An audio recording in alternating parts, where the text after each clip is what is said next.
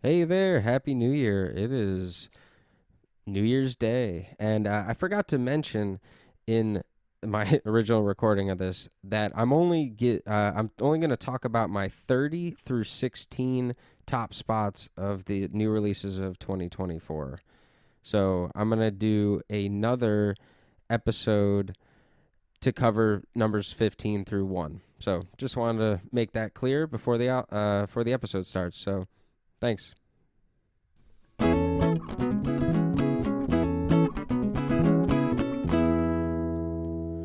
right. It is January 1st, 2025. We have started a new year. And so I am going to be reflecting on my 2024 albums in this episode because I'm going to go over my top 30 2024 album releases, new releases of 2024. It was a good year for music and for me in general. So, a lot of these albums do have personal notes to them and why I like them so much. So keep in mind, I'm not necessarily saying these are the best, these are the most, well done albums of the year. These are personally my favorite. These are my top 2024 album releases based on how many times I listened to them and also if I thought they were really interesting and creative or whatnot. But, anyways, let's get into it. I've been excited. This has been the episode I've always wanted to make. This actually, I was thinking would be my first episode, but I kind of wanted to get, a few in before that. But I'm excited. These I was gonna do 25 albums. I was gonna do 25, but I had a few more that I was like, man, I don't even want to call these honorable mentions. Like they should be on the list. So I decided to go with 30. So I got my top 30 albums here. All right, starting it off at number 30, Long Way Home by LaMontagne. So this is a folk album. Ray is a folk musician with some soul qualities to the music. I would compare him to Van Morrison or an Amos Lee. Great soulful voice and really nice guitar work throughout. Nothing too inventive in his music. It is just a nice listen. It's just nice. Positive lyrics about accepting and appreciating your life, yourself, and the present moment. This new album is just a really nice album to have on a sunny day, like today, honestly. While I'm sitting here doing this, I found myself putting it on driving in the car as well, or when having people over. And my wife loves this album as well. So this is a nice album, and you can put it on anytime. Anyway, it's called "Long Way Home" by Ray LaMontagne. This is a folk album, soulful folk. All right, at number 29, I got "Dark Times" by Vince Staples. Oh man, this is a hip hop album. I've been listening to Vince Staples for years, and he's put out a lot of albums. I can pretty much say I like everything he has put out. I listened to everything starting at Summertime '06, and I think another one before that. Since then, I've listened to everything he's put out. It's always cool stuff. This new one is one of my favorites, though. He went for a more relaxed tone and flow to his rapping this time, and I really liked that. I think lyrically, he is painting a picture of the dark times, hence the album title, that he and his community experienced growing up in Long Beach, and the perspective of the people who live there. He describing losing friends to gang violence or going to jail and living off government cheese, which is the name of a song. But he does it in this somber way and says things like, don't forget to smile. Don't forget to smile. Despite all this stuff that he's, dark stuff that he's talking about for the most part. And yeah, it's like he has a somber tone, but with a positive attitude in general on this, and says things like, life hard, but I go harder. And on the song Little Homies, he's actually giving advice to children in his community to be safe and prosper in their lives. And as always, has some funny lines in his music too. Like on Children's Song, he's telling people from his community, "Don't play with my crip and go play with your kids, bitch." And I just love that line. I thought that's so funny. Don't play with my. He's like, essentially like, don't mess around with the gangster life and go spend time with your family. He's like, don't play with my crip and go play with your kids, bitch. I don't know. He always has these kind of funny ass lines. I find so. And he always kind of talks about these gangster characters from his community. Because he seems like he's always trying to stay out of that lifestyle. But he's still kind of around them. And so he's talking about that stuff too. But yeah, this album is good production, great chill flows, catchy hooks, and meaningful lyrics. All you can really ask for from a hip hop album. This is a great album, and Vince Staples in general is great. So yeah, this is number 29, Dark Times by Vince Staples. All right. Completely different realm here. We're going to a country album. More or less, country Americana album, I would call it. And this is $10 Cowboy, Parts 1 and 2 by Charley Crockett. So there's actually two albums. Part 2 is called Visions of Dallas, but I'm considering them as like a double disc album, even though the two parts came out at separate times. But this is great. He has a great, smooth, and deep voice, similar-ish to Johnny Cash's voice. But yeah, God, his voice is good. I could listen to it all day. But more Western or Americana than what you think of with country music. Kind of honky-tonk, old-style country, great instrumentation, slide guitar, and guitar and honky-tonk, piano solos, fast-paced stuff, and even some horns and backing vocals on there. So really nice, solid arrangements on this, and good lyrics that fit the vibe. Songs about hard times and life's everyday struggles, like the song Hard Luck and Circumstances. Songs about not being understood. He even does have a song about the Killers of the Flower Moon. If you're familiar with that true story that Martin Scorsese actually turned into a recent movie about a Native American situation, you could say. But anyways, I thought it was interesting that he did a song about that too. So a lot of interesting lyrical topics. And then it is just relaxing to me. I just like having it on. His voice relaxes me. The music it does it for me too. And I like it for dinner time or taking a drive. Yeah, this is a cool country, Western, Americana album. $10 Cowboy, Parts 1 and 2 by Charley Crockett. Part 2 is Visions of Dallas. So that was number 28. Number 27. Now we go to What Now by Brittany Howard is my number 27. Brittany Howard was Alabama Shake's leader, if you're familiar with them. And so this is her second solo album. I liked her first one titled Jamie, where she had a similar sound to the Alabama Shake stuff. And with this new one, she takes a more colorful and psychedelic rock sound to it.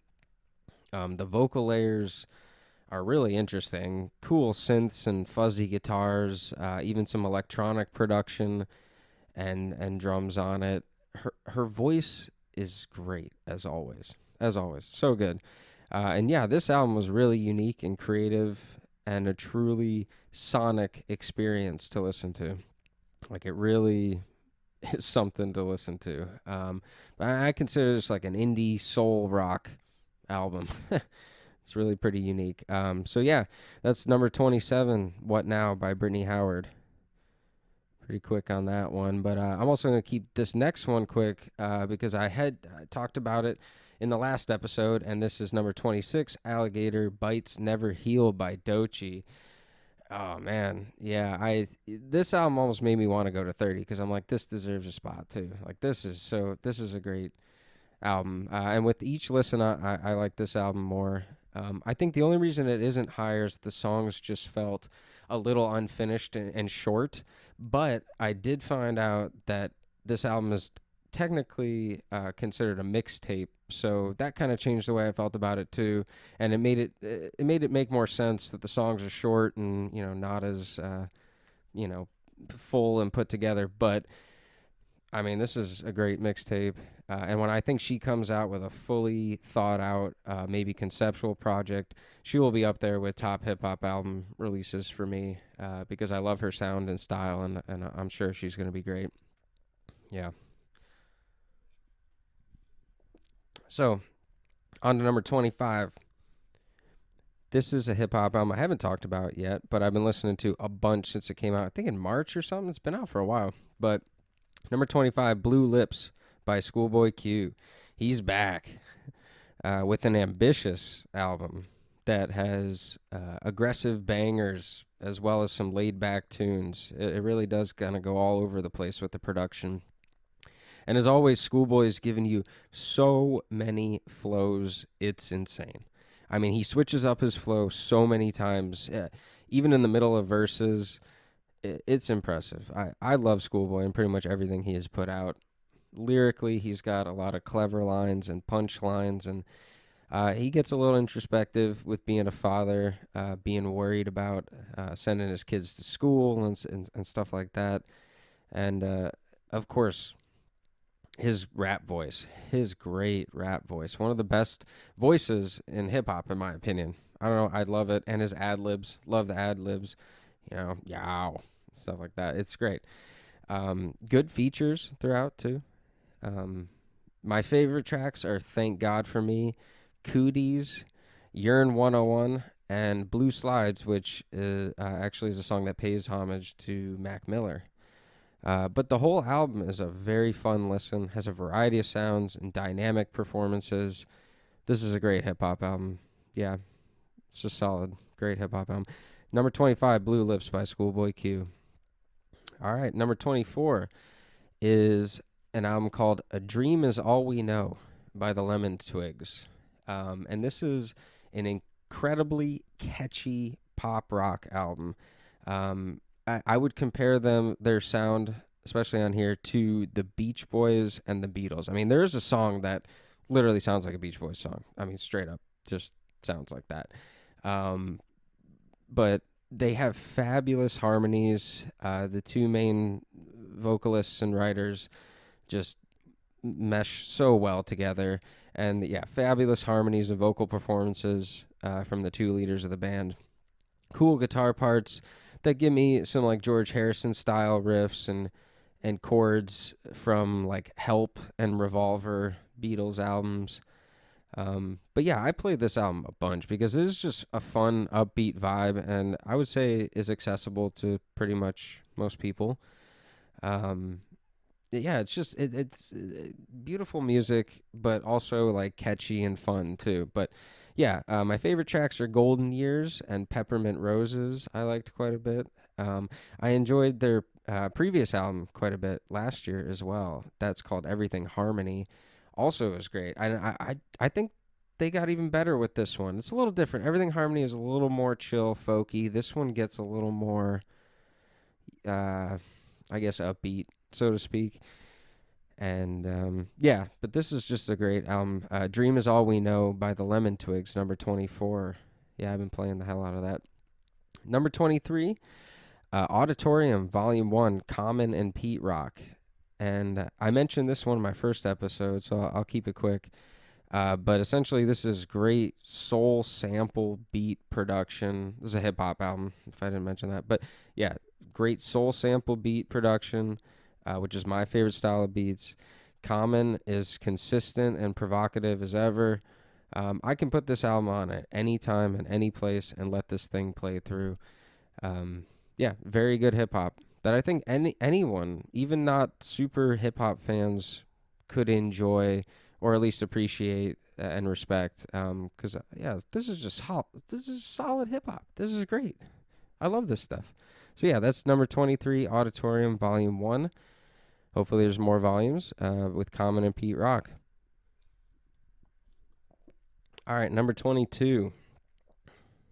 Number 22 is Milton plus Esperanza by Esperanza Spalding and Milton Nascimento. I got to give a backstory on this one, quite a bit of one. Esperanza Spalding is a jazz musician, primarily a vocalist and bassist.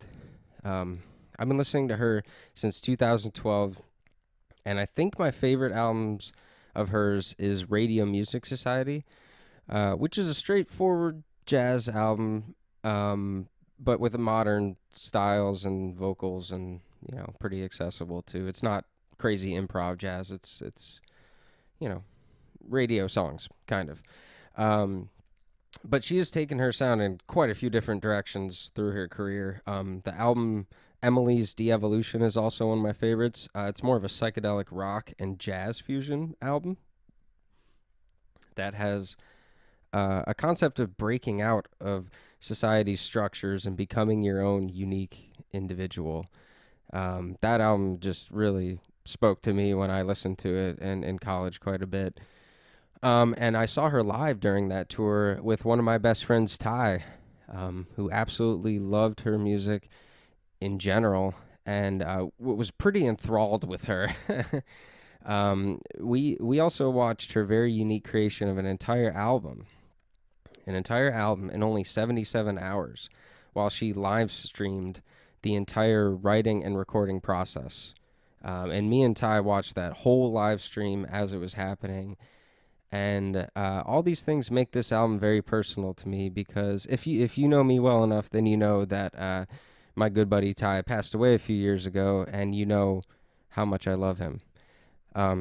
So that obviously elevates this album to mean a great deal to me in general. And he would be thrilled that this new album came out, and I'm sure he would find it as beautiful as I do. And so shout out to Ty. Love him. So with this new album, Esperanza has teamed up for a collaboration with a Brazilian jazz artist that I was familiar with before this as well, but only one specific album. But this is a gorgeous album that's very calm and relaxing the majority of the time.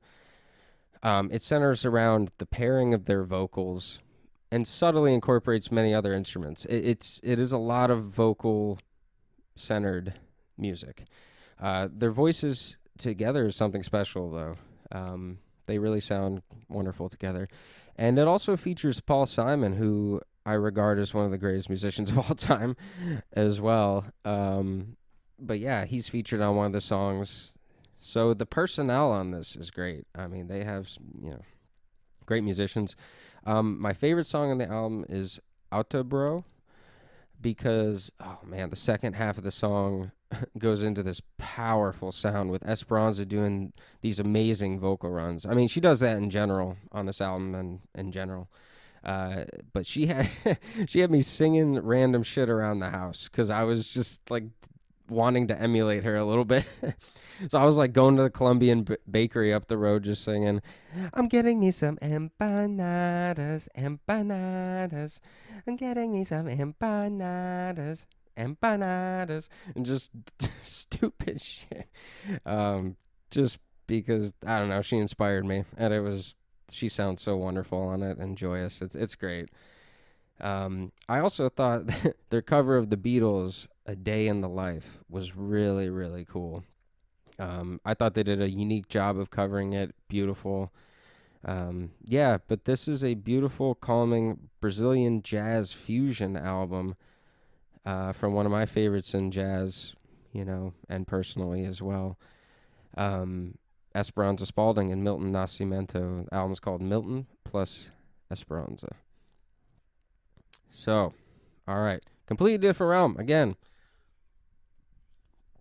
bouncing around, I try to keep it pretty varied. But this next album, number 21, is The Great American Bar Scene by Zach Bryan. It's a country album that is pretty sad and slow, to be honest. But I find the songwriting so deep and personal and very poetic. He actually starts the album just by reading this poem he wrote. So I also really enjoy his voice and the slow mood of the album. This is my sad boy time country album. I like to call it my sad boy country. But I like the collaborations he does on this album, specifically Memphis, The Blues with John Moreland is one of my favorite songs, and Purple Gas with Noeline Hoffman. Great duet with a female vocalist on there. I love I love a mix of a male and female vocalist together. And even John Mayer on Better Days, also a lovely song. I also love the power of his voice on songs like The Boons, talking about his expectations of dying in the middle of nowhere. Um, and this is a bit of a tough album because you can tell he is struggling with a lot of demons. And with that said, I do probably have to address that the actions of Zach have put a bit of a damper on this album, because as he talks about in his songs, he struggles with alcohol addiction, and it has been revealed that he was emotionally abusive to his girlfriend. So I obviously don't condone that, and it does put a damper on this album for me. It does. But just judging the music here, and I will say you can tell from the music that he is not in the best headspace and dealing with addiction. And since all this has been released, he has taken himself out of the music industry for now, actually canceling his tour and trying to get back to his roots, as it seems. Fame has not been good for him, and by proxy, the people around him as well, it sounds like. So I hope he comes back a better man with better behavior, and makes some more music, because he is an incredible songwriter, and these songs are deep and dark and beautiful as well. So I really do love this album. That is The Great American Bar Scene by Zach Bryan. All right. Okay, we are on to number 20. And number 20 is Only God Was Above Us by Vampire Weekend. And if you don't know Vampire Weekend, they're like an indie rock alternative band.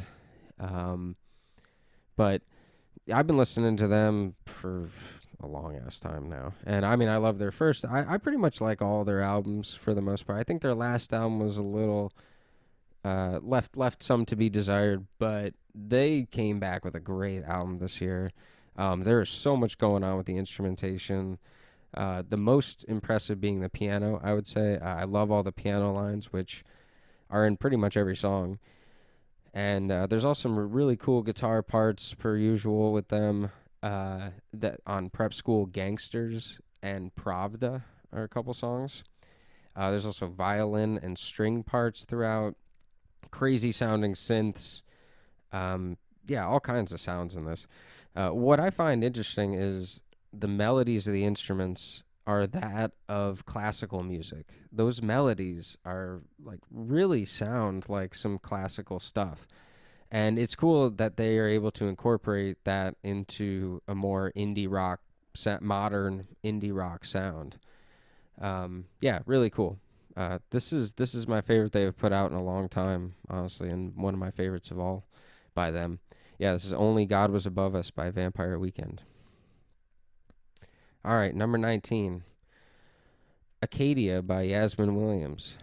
And I talked about this one in my first episode, but essentially Yasmin Williams is an acoustic guitarist who uses a bunch of different techniques in her playing and writes beautiful instrumental music. So no lyrics on this for the most part. And on this one, she collaborates with other musicians of different fashions, violinists, banjo, other electric guitarists, saxophone on one, even vocalists on a couple tracks being used as instruments. Excuse me. There are only lyrics on one small part of a song. So the vocalists are mostly used as instruments. But this is a beautiful album that I just recently had some friends tell me. Josh's parents told me that this was the find that they loved from my recommendations, and that they really enjoyed listening to it on their road trip. And that I love that. I appreciate that, piece of information and feedback, that they're enjoying it. Something that I mentioned to them. And for me, as I mentioned before, this came out the morning after my son was born, and it was just the perfect music to have on in the hospital while holding him. So this album just holds a special place in my heart, and this is a gorgeous album. This is Acadia by Yasmin Williams. I almost want to say thank you after that. I don't know why. just because I love that album. It's like, thank you. Yeah. But anyways, number 18, I Lay Down My Life for You by JPEGMAFIA. Now, this is hip hop, but man, you've never heard some shit like this. Per usual, JPEGMAFIA is giving you absolutely crazy production like you've never heard before. He does all his own production and raps. I mean, there's crazy samples and sounds throughout the beats. He even samples like rock guitars a few times, like on the first track, and again on Vulgar Display of Power as a cool guitar riff on there. But there are all kinds of synths and different key tones and weird vocal samples. This one starts with very high energy production where he's delivering clever and funny lines and then calms down in the second half with some chill beats and introspective lyrics about his struggles with addiction and his thought process to overcome that and heal. Specifically, the songs either On or Off the Drugs and I Recovered From This are a couple that talk about that. But the rapping has a great flow and voice tone that kind of sounds like Childish Gambino to me. I feel like his vocal tone kind of sounds like him to me. But anyways, he's a completely different kind of rapper, though. But great features as well from Vince Staples and Denzel Curry.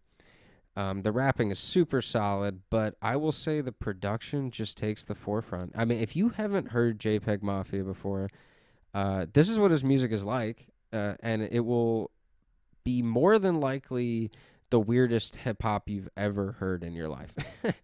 Again, he does all his own production and is off-kilter and bombastic at points.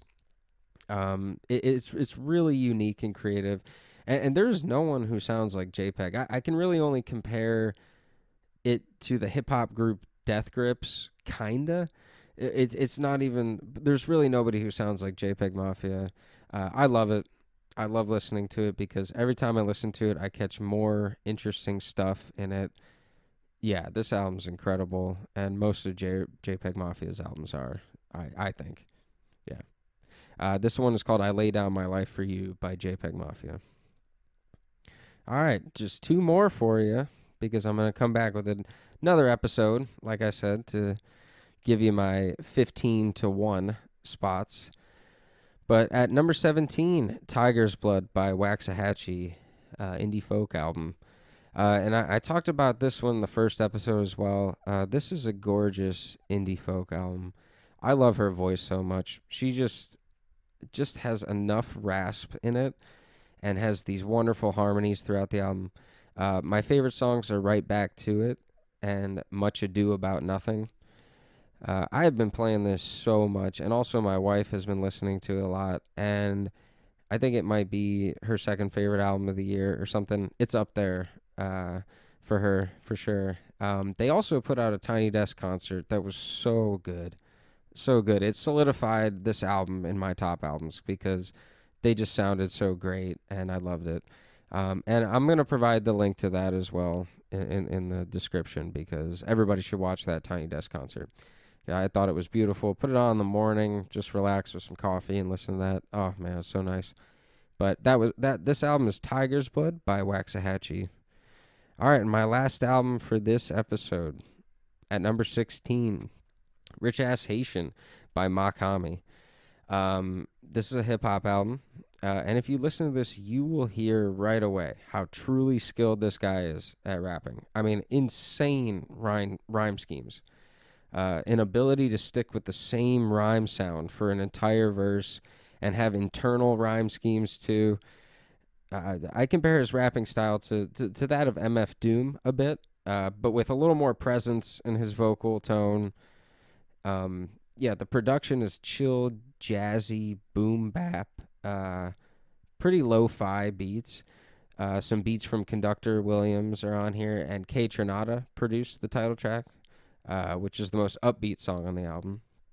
And I thought that was cool because I'm a big fan of K Tronada in general. I listen to his albums, and I love his production. And so that was cool. Great features as well from other lyrical geniuses like Black Thought from The Roots, Rock Marciano is insane. The God Fahim and Your Old Droog, all amazing rappers. Good features from R&B singers as well. Yeah, I mean, this album is just a super solid hip-hop album in every aspect. And he was able to incorporate sounds, language, and references to his Haitian heritage throughout the album, which is interesting and unique.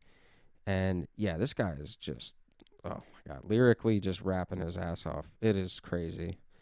That is Rich Ass Haitian by Makami. Love that. So, all right, that's all I'm giving you for right now. But so I'll keep it suspenseful for the top 15 albums of 2024. But no, I really just wanted to split it up like this because I wanted to be able to talk about these albums because I don't know, how if I will talk about them again. But I want to, mention them to people now because I think these are the greatest albums that came out this year, and I love all these albums, and I'll still be returning to them, but I don't know that I'll be talking about them as much. But anyways, thank you so much for listening. Happy New Year to y'all. And yeah, thank you so much. Have a good one.